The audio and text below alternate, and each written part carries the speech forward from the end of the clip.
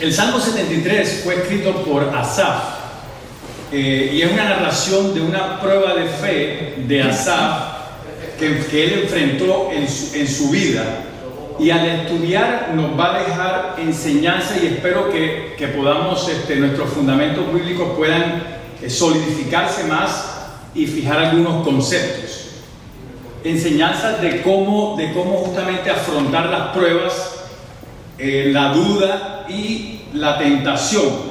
Asaf le llegó esa tentación, esa prueba en este salmo, como vamos a ver en adelante, y sobre todo vamos a ver más adelante cómo él se pregunta si valdrá la pena servir a Dios, e incluso si valdrá la pena creer en Dios. Y estas son preguntas que surgen no solamente en el mundo secular, es decir, en los no creyentes, sino incluso en algunos creyentes. A veces nos surge esa pregunta: ¿dónde está Dios en estos momentos? Hemos escuchado al pastor Palomino cuando habló del silencio de Dios, cuando habló de la voluntad de Dios, que a veces utilizamos mucho a la ligera palabras como Dios abre y cierra puertas, y resulta que a veces los que abrimos y cerramos esas puertas somos nosotros, y no dejamos que Dios nos guíe en qué es lo que realmente quiere, ¿no?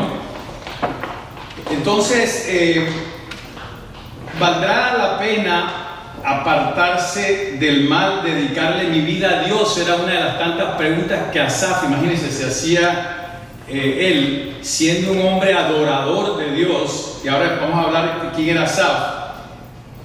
Así que estamos en el Salmo 73, y primero saber qué son los salmos. Los salmos justamente son cánticos en el canon judío, donde eran las alabanzas principalmente a ese Dios, a ese Jehová. Y abarcan diferentes temas de la creación, hablan de la creación, la palabra de Dios, confianza, sufrimiento. No puedo con mis hijas y mi esposa, pero bueno, ahí está. Esa es la familia, no va cuenta, ¿no? Exacto. Lo que ves es lo que hay. Entonces, habla de conflictos espirituales, que justamente es el tema que vamos a tocar hoy. Porque los cristianos, y en este caso este hombre que era de la tribu de los levitas, tenía un conflicto espiritual, y todos creo que en algún momento tenemos esos conflictos. Así que todos los salmos ofrecen un modelo para glorificar y adorar al Altísimo, y para el arrepentimiento, la confesión y la restauración. De hecho, hay muchos de los himnos cristianos provienen de los salmos. Los salmos son 150 salmos reunidos en 5 libros. Este es el tercer libro. La mayoría, algunos autores dicen que 83 de ellos son de David, otros justamente de Asaf, otros de Coré, y algunos de Moisés, y algunos de autores desconocidos. Ahora, ¿quién era Asaf? Y esto es importante porque era uno de los músicos principales de David. ¿Sí? Si quieren conocer más, vayan a Primera de Crónicas, más adelante en su casa, Primera de Crónicas 25 del 1 al 8, y habla de todos los músicos de David.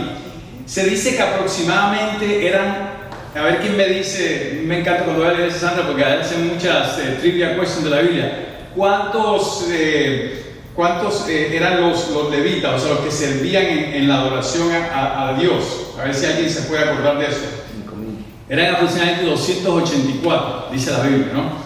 Entonces, este hombre estaba dedicado a dirigir el canto, el culto en el tabernáculo, y era el que tocaba el arpa.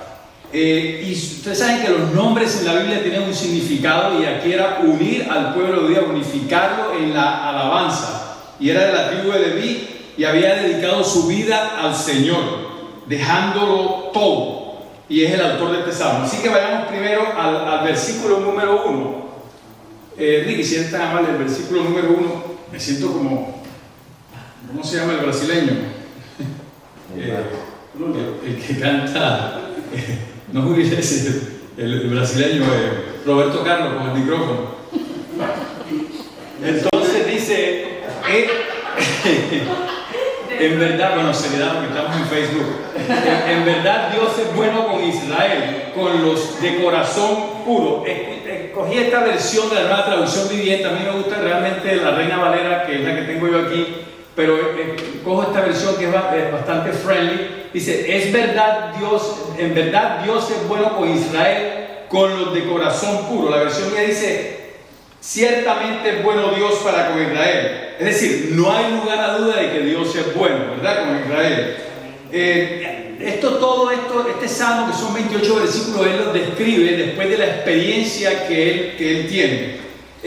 Dice, pero después lo hace más particular, para con los limpios de corazón.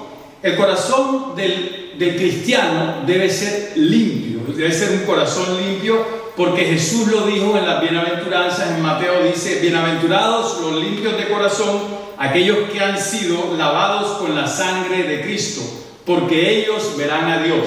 Amén. Eso está en Mateo 5:8. La frase verán a Dios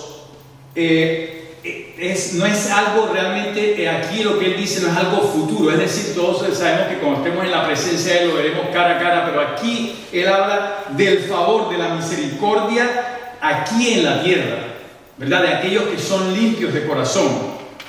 ¿Cómo obra en las vidas terrenales? De ahí la importancia de este versículo. Es imprescindible en la vida del cristiano que nuestro corazón sea limpio, y eso nos va a ayudar a tomar decisiones sabias.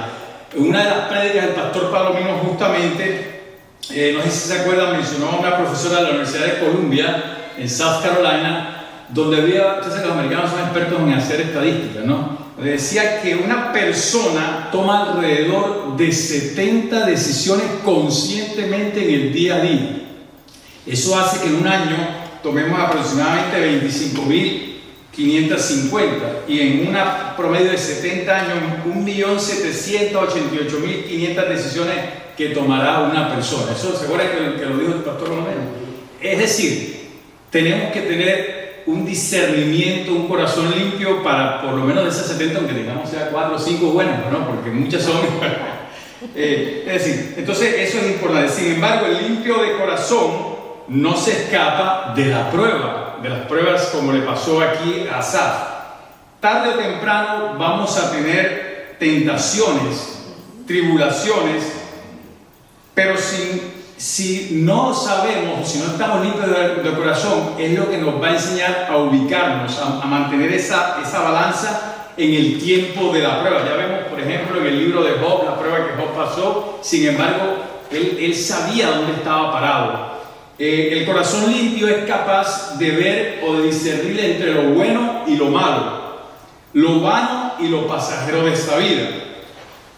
Brenda, hazme un favor. Salmo 51:10, para que veamos cómo David justamente habla de lo que es ser limpio de corazón, o como le pide él al Señor. Crea en mí, oh Dios, un corazón limpio, y renueva un espíritu recto dentro de mí. Gracias. Porque él había permitido, David, a pesar de haber pecado, había permitido que su corazón se ensuciara, pero él le pedía a Dios que le mantuviera ese corazón limpio. Y Asaf aquí, justamente en el versículo 2, nos cuenta su experiencia. Pero en cuanto a mí, casi perdí el equilibrio, casi, dice la Reina Valera, se deslizaron mis pies, por poco cae, dice. Estuve a punto de caer, pero Dios me tomó de la mano y no me dejó caer. El Salmo, Brenda, el Salmo 37:24, voy a aprovechar que está de visita aquí, que nos sorprendió, para que nos lea el Salmo 37:24, que también es del rey David. Cuando el hombre cayere, no quedará postrado, porque Jehová sostiene su mano. Amén. Es decir, lo disciplinó y tuvo que aprender del error. Todo pecado va a traer sus consecuencias, pero lo levantó. Así que el hombre creyente, aunque hubiera pecado, ¿qué dice? Abogado tendrá enfrente de su Padre, que es Jesucristo. Eso no significa que ahora vamos a pecar porque tenemos abogado, no, tenemos que saber discernir, porque los pecados van a traer consecuencias. El versículo 3, Asaf nos cuenta la prueba. Porque tuve envidia de los arrogantes. Acá dice porque envidiaba a los orgullosos cuando los veía prosperar a pesar de su maldad. ¿Acaso no vemos eso constantemente? Que vemos que los malos progresan, prosperan, y decimos, pero Señor, ¿dónde estás tú? ¿qué es lo que está pasando? Lo estamos viendo con este Vladimir Putin, que es un hombre que dice que cree en Dios, pero incluso en la Biblia dice, algunos matarán en mi nombre. Así que es importante entender bien la palabra y escudriñarla para poder entenderla bien. Porque tuvo envidia de los arrogantes, es decir, celos, viendo la prosperidad de los impíos, o sea, es decir, los malos.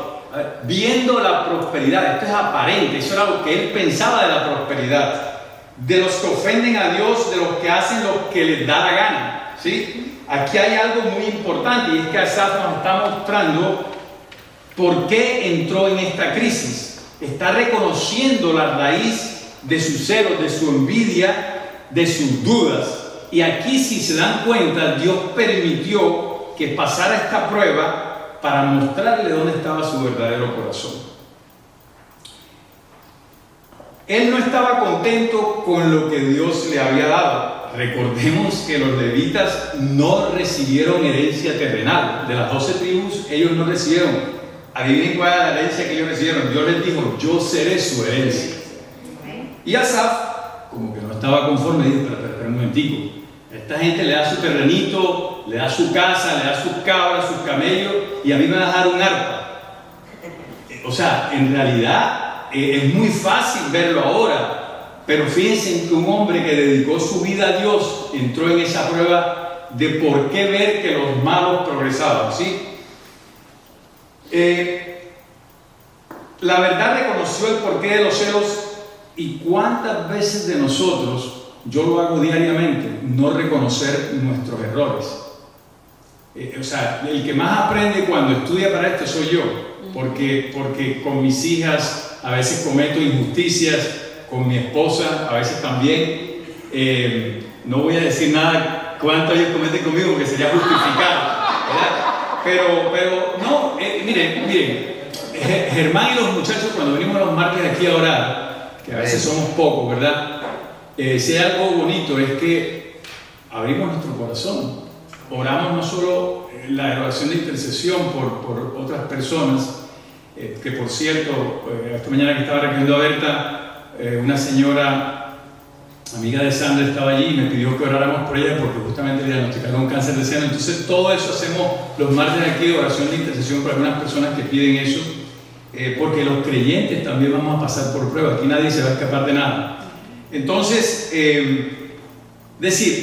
aquí nos abrimos y decimos nuestros problemas. Yo los he ventilado aquí cuando tengo problemas con mis hijas, con mi esposa. Esa es la esencia, reconocer nuestros errores. Ahora, el versículo, Germán, perdón, si me pueden leer Proverbios capítulo 3, versículos 31 al 33. Y escuchen esto, por favor. No envidies a los violentos, ni optes por andar en sus caminos, porque el Señor aborrece al perverso, pero al íntegro le brinda su amistad. La maldición del Señor cae sobre la casa del malvado, su bendición sobre el hogar de los justos. Wow, tremendo, gracias hermano. No envidies al injusto, ni escoja ninguno de sus caminos, que Jehová abomina al perverso. Pero ¿qué es lo que dice con la casa de los justos? Bendición en la morada o en la casa de los justos. El problema con Asaf, y eso también pasa con algunos cristianos, es que caigamos en ese concepto tan limitado de lo que es la bendición de Dios. Porque caemos en un concepto que cuando generalmente creemos que la bendición de Dios son los bienes materiales, entonces se reduce a un pobrísimo concepto. Y lo que no nos damos cuenta es que cuánta gente tiene bienes materiales, mucho dinero incluso, y ahora vamos a explicar porque no es malo tener dinero, pero no tiene paz en su corazón porque no tienen a Dios en su corazón ni en su hogar. No son salvos. Así que cuando Dios dice que bendice la morada del justo, es con Dios en tu casa. Puedes tener amor, paz, consuelo, perdón. ¿Escucharon eso? Perdón, armonía, 70 veces 7. Amén, gloria a Dios. La bendición en la Biblia tiene un concepto más amplio que los simples bienes materiales. Desgraciadamente, el falso evangelio de la prosperidad ha apartado para que la gente tenga un concepto erradísimo de lo que es la bendición de Dios. Los celos de Asaf no le permitieron ver más allá de las apariencias externas. Solamente vemos las apariencias de los demás.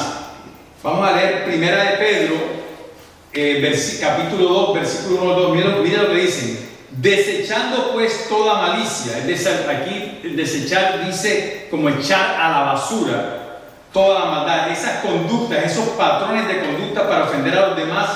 Y esto aquí Pedro le estaba hablando a los que estaban ahí, a los otros discípulos, ¿sí? A los creyentes que ya habían sido limpios. Todo engaño, o sea, todos desechando todo engaño. El engaño aquí es como el anzuelo. Cuando un pescador, como el cuñado mío que es pescador allá en Puerto Rico, cuando pone la carnada, que incluso son a veces de esas carnadas artificiales para pescar el marlin, ¿qué es lo que está haciendo? La carnada es un engaño para el pez, ¿no? Entonces él decía, desechen todo eso, la hipocresía, los celos, los murmullos, las distracciones que ocurren incluso en las iglesias. Eso es un mal de todas las iglesias. Como dice el dicho popular, en todos lados se cuecen habas. Mi tío decía, solo que en algunas son más grandes. Así que, desead como niños recién nacidos, dice el versículo 2, la leche espiritual no adulterada, para que por ella crezcáis para salvación, para que crezcamos. ¿Y qué es la leche espiritual? ¿Qué es lo que nos alimenta diariamente? La palabra de Dios, exactamente. Así que sigamos leyendo acerca de la ceguera de Asaf. En nosotros acá, en vez de ser Asaf, puede ser la codicia, la ambición, como lo mencioné, la amargura, es decir, cualquiera de estos, ¿no? Entonces vamos a ver el versículo 4, Ricky, ahí está. Pareciera que viven sin problemas, tienen el cuerpo tan sano y fuerte. Bueno, eso es lo que Asaf pensaba, esa era su percepción. Porque no tienen congojas, dice, por su muerte. Ellos prosperan, pues su vigor está entero. Versículo 5, no pasan trabajo como los otros mortales, ni son azotados como los demás hombres. Versículo 6, lucen orgullosos como un collar de piedras preciosas y se visten de crueldad. Estos gordos ricachones tienen todo lo que su corazón desea. Aquí dice, los ojos se les saltan de gordura, logran con creces los antojos de su corazón. Versículo 8, se mofan y hablan maldad. Se hablan solo maldades, en su orgullo procuran aplastar a otros, o sea, hablan con altanería. Y versículo 9, ponen su boca contra el cielo y su lengua pasea la tierra. O sea, ellos hacen lo que quieren y no les pasa nada y les va bien en la vida. Eso no es lo que a veces vemos o vemos muy frecuentemente, sobre todo en esta época que estamos en conflictos bélicos, en cuestiones políticas, en un mundo donde lo que abunda es el progresismo y tantas cosas, el nuevo orden mundial. Bueno, eso es lo que estamos viendo, que una minoría está gobernando a una mayoría. ¿Por qué? Porque muchas veces por la pasividad de los que podemos hacer más y sobre todo por la falta de concentrarnos en nuestro Dios, en pedirle que tenga misericordia con este pueblo, con este polvo cósmico que es la tierra, porque es un polvo cósmico. Amén, gloria a Dios. Versículo 10, por eso Dios hará volver su pueblo aquí y aguas de abundancia serán extraídas para ellos. ¿Qué dice el versículo 10 acá? Entonces la gente se desanima y se confunde al tragarse todas esas palabras. ¿Y qué sabe Dios? Preguntan. ¿Acaso el Altísimo sabe lo que está pasando? Miren a esos perversos. He aquí todos estos impíos, sin ser turbados del mundo, alcanzaron riquezas. Verdaderamente en vano he limpiado mi corazón.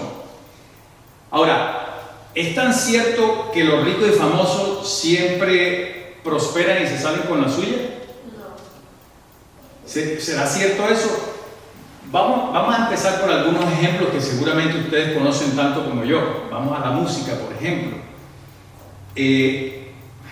Me golpeó mucho en estos días. Estaba hablando con un primo mío en Colombia. En Colombia ahora está con una Betica, la prima que está aquí con el primo. Saben lo que estamos pasando ahora. En los próximos, el 29 de mayo, se vienen unas elecciones muy importantes en Colombia, donde Colombia, si Dios es misericordioso, nos protegerá todavía de caer en un comunismo.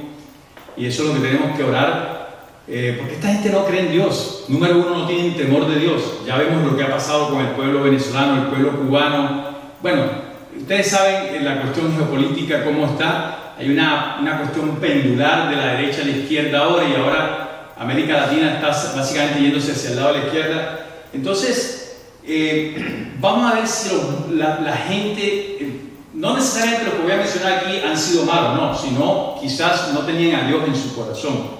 ¿Recuerdan a John Lennon? Yes. John Lennon en la música se jactó de ser más famoso que Jesucristo, y lo mató un fan. Un fan lo mató. No estoy diciendo que haya sido bueno, no, o sea, que lo haya matado, pero ojo con hacer esas cosas. Elvis Presley salió de director de alabanza de una iglesia bautista y murió por broncoaspiración, es decir, ahogado en su propio vómito por sobredosis de drogas.